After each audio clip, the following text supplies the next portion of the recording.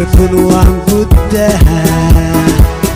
akka ijaatillee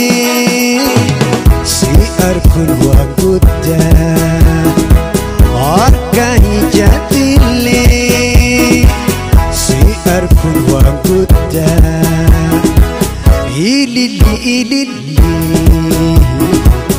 ilili afaaru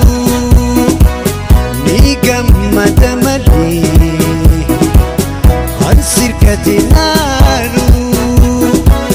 kami kuwa nama kani siraaru kami kuwa nama kani siraaru.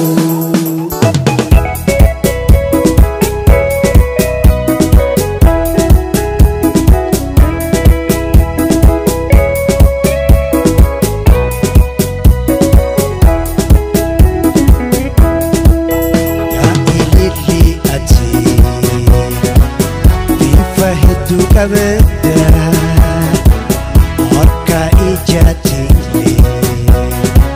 si arkun waan guddaa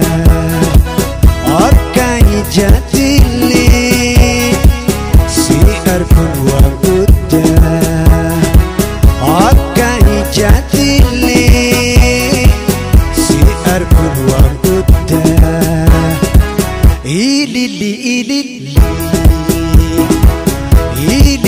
afaaru ni gammada malee kan sirkate naaru kami kuwa nama kani siraaru kami kuwa nama kani siraaru fagoo dhihoo Esumati sunisi